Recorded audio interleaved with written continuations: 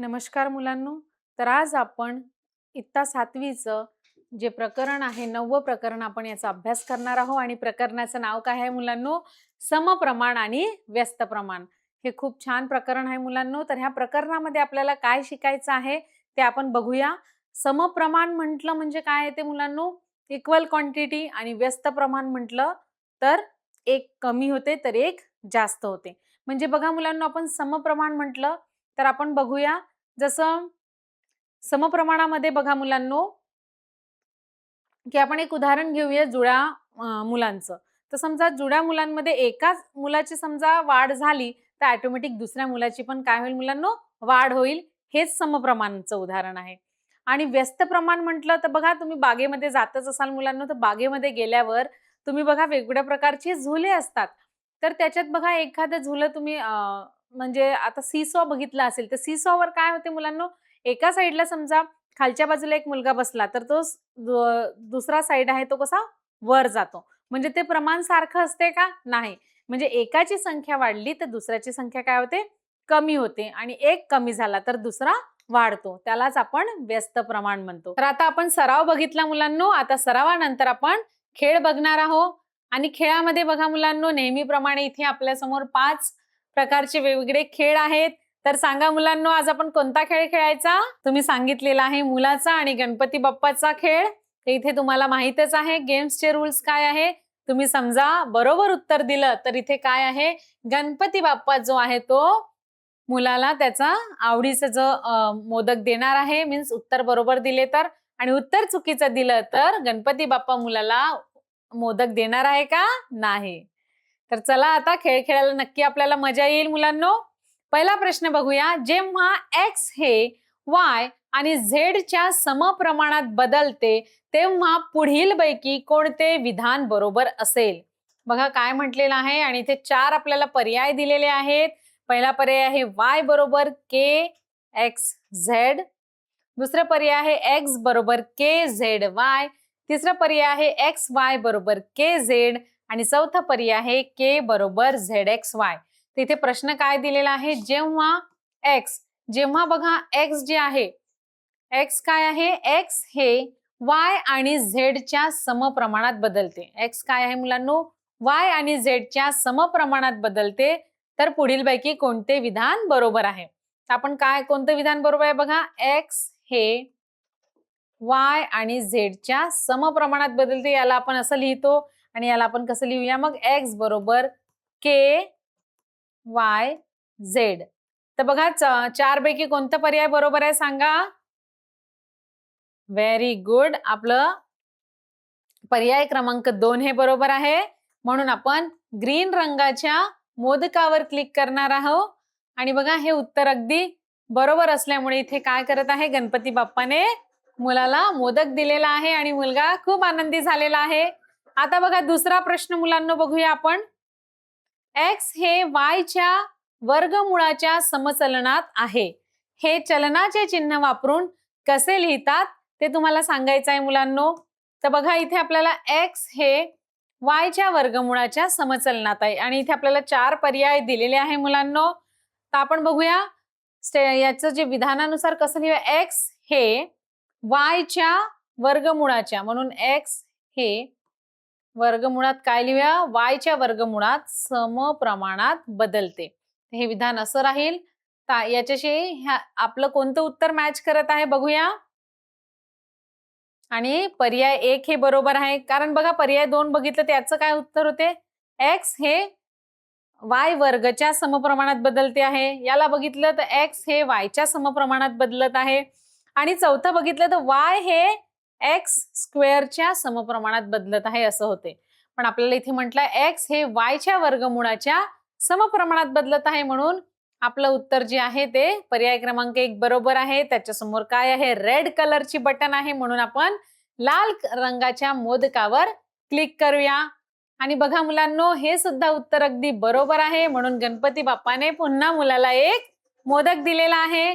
आणि आपले प्रश्नाचे उत्तर समजा बरोबर असले तर ऑटोमॅटिक आपल्या समोर स्क्रीनवर नवीन प्रश्न येतो मुलांनो. तर बघा तिसरा प्रश्न कोणता आहे बघूया. 10 किलोग्राम तांदळाची किंमत 450 रुपये आहे. 10 किलोग्राम तांदळाची किंमत 450 रुपये आहे. तर 4 किलोग्राम तांदळाची किंमत किती राहील मुलांनो?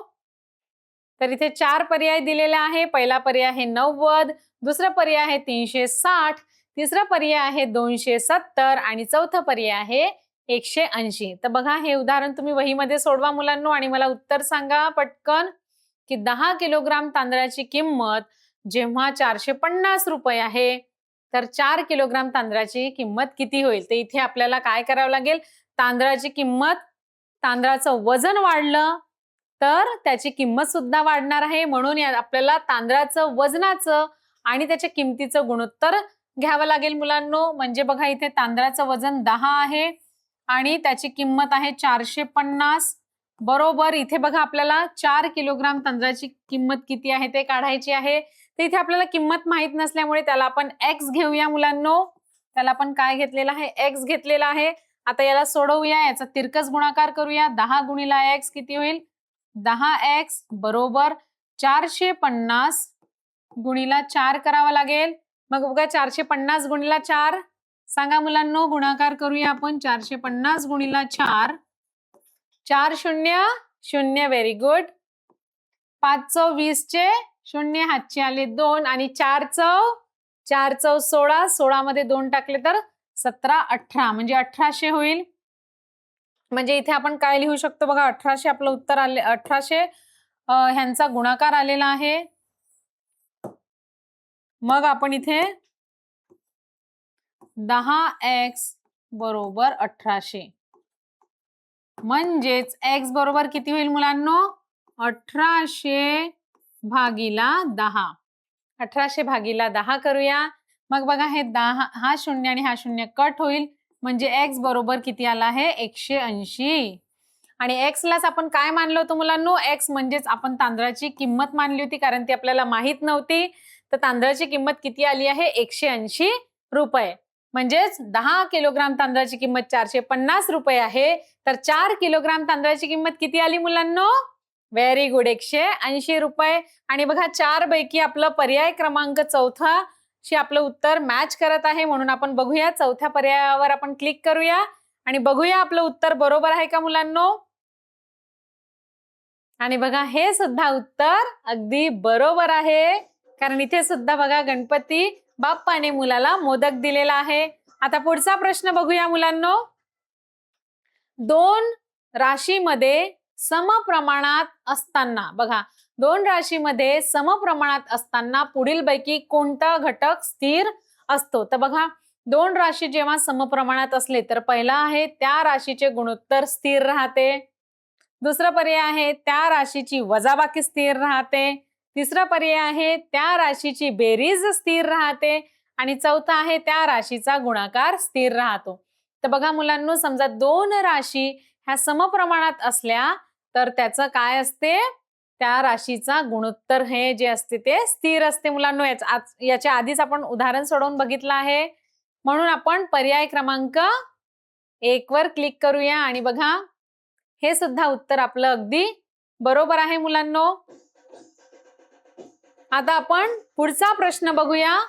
शेवटचा प्रश्न आहे मुलांनो हा. y बरोबर k छेद x या सूत्रामध्ये ज काय आहे? ज काय आहे नाही मुलांनो, हा प्रश्न चुकीचा आहे. इथे जो प्रश्न आहे इथे त्यांना k काय आहे हे विचारायचं होतं मुलांनो. कारण इथे ज हा काही आहे का नाही, इथे k जो आहे तो काय आहे हे त्यांना विचारायचं होतं. तर चलनाचा गुणाकार आहे की चलनाचा भागाकार आहे की चलनाचा स्थिरांक आहे की चलनाचे गुणोत्तर आहे? तर बघा आपल्याला माहित आहे मुलांनो, इथे जो k आहे हा k काय असतो? व्हेरी गुड, तो असतो चलनाचा स्थिरांक. म्हणजेच निळ्या रंगाचं बटन आहे त्याच्या समोर. आता बघा आपण निळ्या रंगाच्या मोदकावर आपण क्लिक करूया आणि बघूया हे सुद्धा उत्तर आपलं अगदी बरोबर आहे मुलांनो. तर इथे बघा आपण खेळ आहे, जो खेळाचे 5ही प्रश्नांचे उत्तर तुम्ही अगदी बरोबर सांगितले आहे मुलांनो. आणि खेळ इथे आपला संपलेला आहे. नक्की तुम्हाला खेळ खेळायला मजा आली असेल मुलांनो. तर आता आपण परीक्षा बघूया, परीक्षा देऊया मुलांनो याच्यावर. परीक्षेमध्ये वेगवेगळे आपल्याला प्रश्न आहेत. तर बघा तुमचं हे जे समप्रमाण आणि व्यस्त प्रमाण या प्रकरणातले जेही कन्सेप्ट आहेत ते क्लिअर झाले असतील मुलांनो, कारण आपण त्याच्यावर आधारित हे जे अभ्यास, खेळ, सराव हे तुम्ही केलेला आहे, तुमची प्रॅक्टिस छान झालेली आहे. तर मग आता याच्यावर आधारित आपण काय देऊया मुलांनो, परीक्षा देऊया. तर बघा नेहमीप्रमाणे आपल्याला इथे परीक्षेमध्ये काही प्रश्न दिलेले आहेत. टोटल आपल्याला 9 प्रश्न आहेत मुलांनो आणि प्रत्येक प्रश्नांचे आपल्याला 4 पर्याय दिलेले आहेत. तर तुम्ही योग्य पर्याय सांगा, त्याच्यावर मी क्लिक करते मुलांनो. बघा पहिला प्रश्न आहे, जर a/b बरोबर 5/8 तर BA हे गुणोत्तराची किंमत किती असेल? तर बघा मुलांनो आपल्याला काय म्हटलेलं आहे इथे, a/b बरोबर 5/8 आहे. तर B/A किती राहणार आहे मुलांनो? 4 पर्याय आपल्याला दिलेले आहे. पहिला पर्याय 8/5, दुसरा आहे 18/5, तिसरा आहे 5/8 आणि चौथा पर्याय आहे 5/18. तर सांगा मुलांनो कोणता पर्याय? तुम्ही सांगितलेला आहे पर्याय क्रमांक 1. आता आपण पुढे वळूया. प्रश्न क्रमांक 2 बघूया मुलांनो. 2 राशीमध्ये समप्रमाणात असताना पुढीलपैकी कोणता घटक स्थिर राहतो? तर बघा इथे आपल्याला इथे सुद्धा 4 पर्याय दिलेले आहे आणि 2 राशीमध्ये समप्रमाण असताना याच्यातून आपल्याला बघायचं आहे की कोणतं जे घटक आहे ते स्थिर असतो. तर बघा पहिला आहे, त्या राशीचे गुणोत्तर स्थिर असते, की त्या राशींची वजाबाकी स्थिर असते, की त्या राशींची बेरीज स्थिर असते मुलांनो, की त्या राशीचा गुणाकार स्थिर असतो. तर बघा 4 पैकी कोणता पर्याय आहे मुलांनो, तुम्ही सांगा. आणि आपण शेवटी बघूया तुम्ही किती प्रश्नांची उत्तरं बरोबर दिलेली आहे.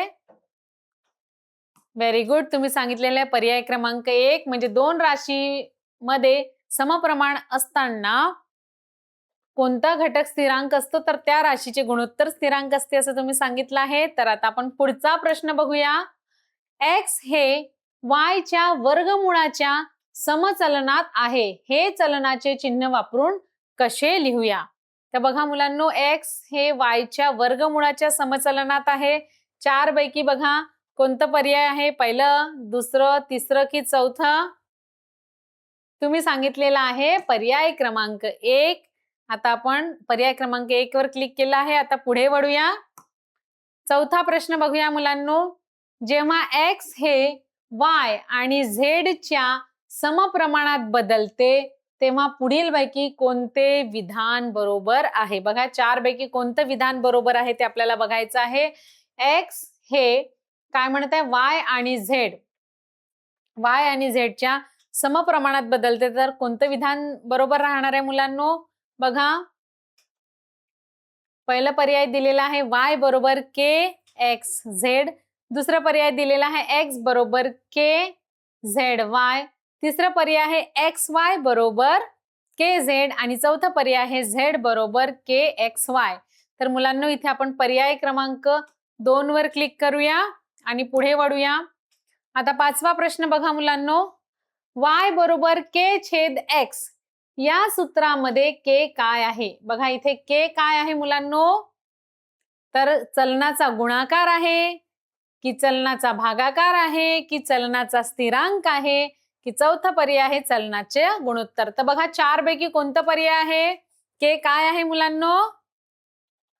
Very good. तुम्ही सांगितलेलं आहे पर्याय क्रमांक 3 आणि शेवटी आपण बघूया आपलं उत्तर बरोबर आहे का? तर बघा मुलांना आता आपण 6वा प्रश्न बघूया. 6वा प्रश्न काय आहे मुलांनो? 3:7 असे गुणोत्तर असेल तर 12 किती राहणार आहे? आणि 4 आपल्याला इथे पर्याय दिलेले आहे मुलांनो. पहिला पर्याय आहे 24, दुसरा पर्याय आहे 26, तिसरा पर्याय आहे 28 आणि चौथा पर्याय आहे 27. तर बघा मुलांनो 4 पैकी कोणता पर्याय बरोबर आहे? याला तुम्ही सॉल्व्ह करा मुलांनो. तर बघा जसं आपल्याला सांगितलेलं आहे मुलांनो 3:7 तर 12 किती राहणार आहे हे आपल्याला काढायचं आहे. तर बघा आपण इथे आपल्याला जी किंमत काढायची आहे त्याला आपण समजा x मानूया. x मानू आपण आणि मग काय करायचं आहे, याचं समीकरण आपण बनवूया. 3:7 बरोबर 12x, कारण x म्हणजे काय आहे आपल्याला ही किंमत माहित नाहीये. मग याचा काय होईल, तिरकस गुणाकार होईल म्हणजे 3 गुणिला x 3x बरोबर 12 गुणिला 7 म्हणजेच किती होईल? 12 बघा 7 दुने 14चे 4 हातचाला 1 12 84 किती होतात मुलांनो? 12 84. मग आपण काय करूया सांगा मुलांनो? x बरोबर 84 भागीला 3 करूया. आता बघा 84 ला 3 ने भागूया आपण. 3 1 मग सांगा मुलांनो? Very good. 3 1 3 3 दुनी 6 आणि 8 मधून 6 गेल्यावर काय शिल्लक राहणार आहे? 2 शिल्लक राहणार आहे. भाज्यातले हे 4 खाली येतील. मग 3च्या फळ्यामध्ये 24 येतो का? Very good. 8 तिरी 24. म्हणजेच उत्तर किती आलेलं आहे? x ची किंमत आलेली आहे 28. म्हणजे तिथे काय होईल? जेव्हा 3 7 आहे असे गुणोत्तर असेल तर 12 आपल्याला 28 घ्यावं लागेल. हे आपलं उत्तर येणार आहे मुलांनो. तर बघा म्हणून इथे आपण पर्याय क्रमांक 3 वर क्लिक करूया. आता 7वा प्रश्न बघूया. रिकामी जागांमध्ये परस्परांवर अवलंबून असणाऱ्या 2 राशीपैकी एका राशीच्या किमतीत वाढ झाल्यास दुसऱ्या राशीच्या किमतीत त्याच प्रमाणास वाढते. त्याला काय म्हणतात मुलांनो सांगा? 4 पर्याय दिलेले आहे. संयुक्त चलना, व्यस्त चलना, समचलना की चलना. बघा रिकामी जागामध्ये परस्परांवर अवलंबून असणाऱ्या 2 राशीपैकी एका राशीच्या किमतीत वाढ झाल्यास दुसऱ्या राशीच्या किमतीत त्याच प्रमाणास वाढ होते. त्याला काय म्हणतात मुलांनो? तुम्ही सांगितलेलं आहे पर्याय क्रमांक 3. म्हणून आपण 3 वर क्लिक करूया आणि पुढे वळूया. आता 8वा प्रश्न बघा मुलांनो. समचलनामध्ये परस्परांवर अवलंबून असणाऱ्या रिकामी जागा राशीचे गुणोत्तर स्थिर असते. तर बघा मुलांनो इथे समचलनामध्ये परस्परांवर अवलंबून असणाऱ्या रिकामी जागा राशीमध्ये काय असते? गुणोत्तर स्थिर असते. 1 3 अनेक की 2? Very good. तुम्ही सांगितलेला आहे पर्याय क्रमांक 4. आता आपण पुढे वळूया आणि 9वा प्रश्न बघूया मुलांनो. 10 किलोग्राम तांदळाची किंमत 450 रुपये आहे. तर 4 किलोग्राम तांदळाची किंमत किती राहील? सांगा मुलांनो. हे उदाहरण सोडवून तुम्ही म्हणजे आपल्याला इथे काय करावं लागेल सांगा? अगदी बरोबर. म्हणजे तांदळाचं जे वजन वाढलं तर त्याची किंमत सुद्धा वाढणार आहे. म्हणून इथे काय करायचं आहे? Very good. म्हणून इथे तांदळाचं वजन आणि त्याच्या किमतीचं आपण काय घेऊया? गुणोत्तर घेऊया.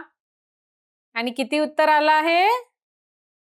तुम्ही सांगितलेलं आहे पर्याय क्रमांक 4 180 रुपये.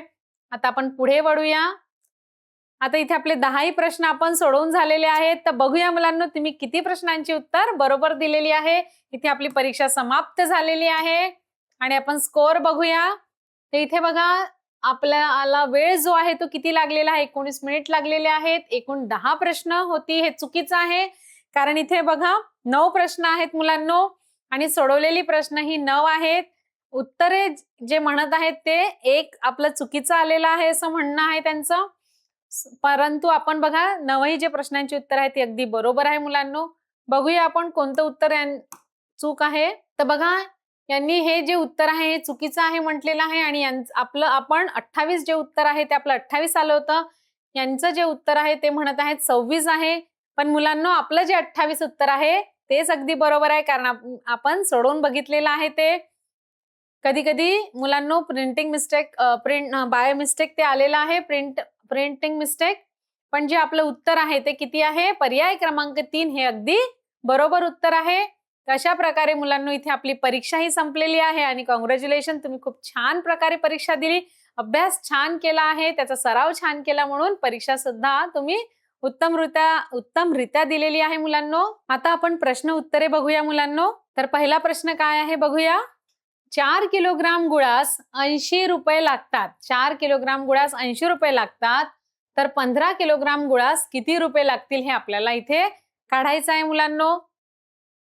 तर बघा इथे गुळाचं वजन वाढलं की त्याची किंमत सुद्धा काय आहे?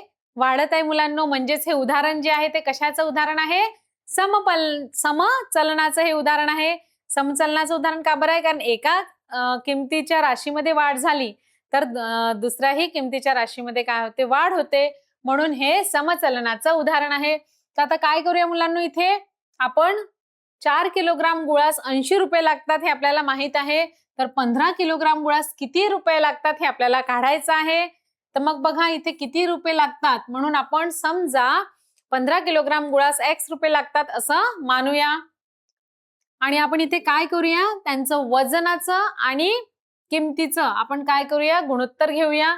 म्हणून इथे 4 किलोग्राम, मग आपण इथे लिहूया मुलांनो की गुळाच्या वजनाचं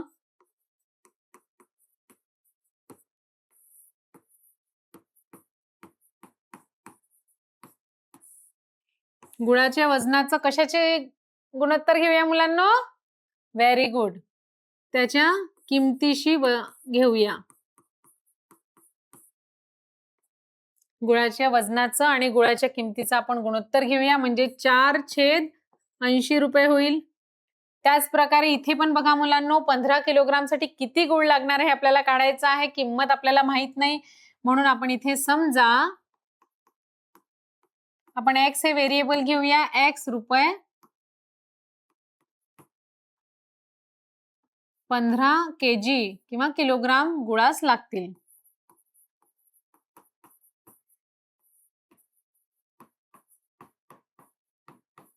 मग आपण काय करूया मुलांनो, इथे सुद्धा 15/x हे आपलं गुणोत्तर होणार आहे, त्याच्या वजनाचं आणि किमतीचं. मग दोन्हीचं आपण काय घेऊया, 40/80 बरोबर 15/x.